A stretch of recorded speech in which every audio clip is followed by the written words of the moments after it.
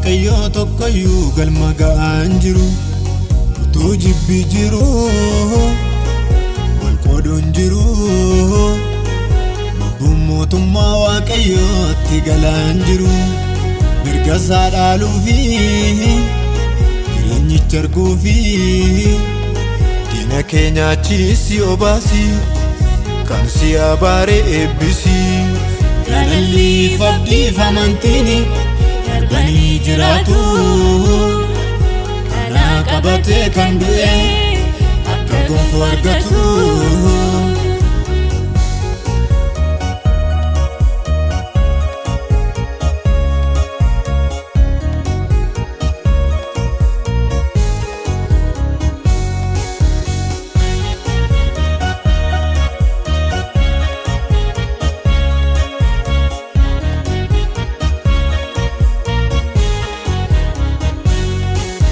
Andiin jireenyatti geessu namatti jibbiitu keessa darba karaa mootummaa waaqayyootti geessu namatti jibbiitu keessa darba namni waaqayyoon jaallatu abboommii isaa eegaa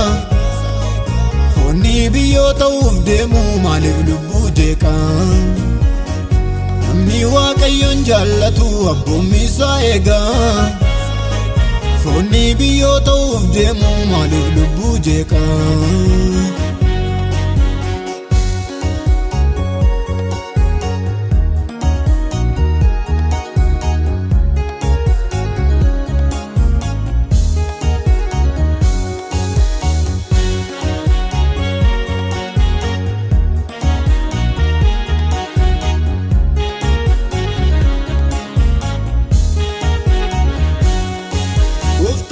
Yesus gaafa mul'atu ulfina isaatiini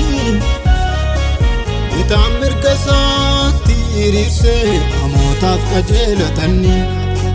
beeleen ture nyaata naaf kennitaniittu dheebodheen ture dheebuu na baaftaniittu orma ta'een ture nama keessanitti na simattaniittu kullaa ta'een ture daara na baaftaniittu dhukkubsadheen ture na gaafattaniittu hidhameen ture garaa koo dhuftaniittu dhaqaa qabadhaa iddoo warri abbaa koon eebbifamtanii Ara galfadha gatii hojii keessanii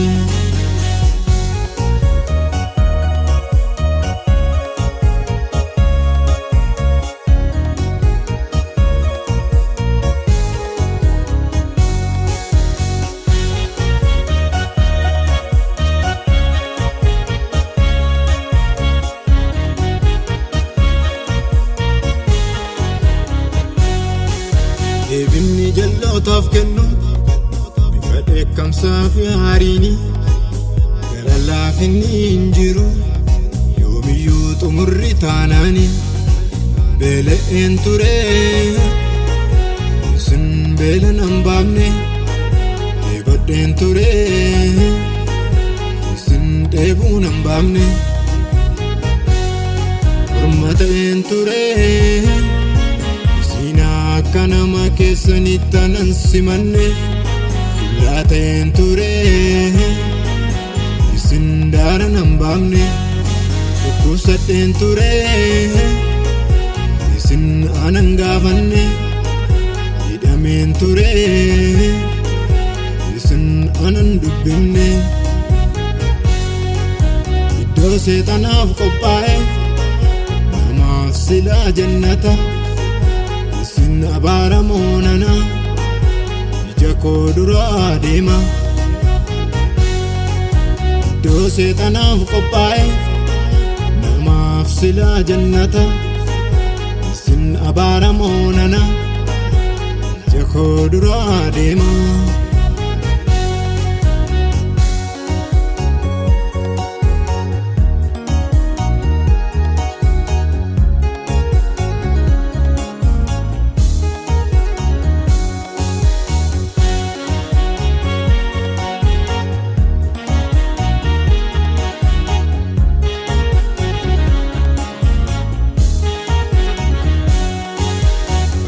Abeeliin ajjeese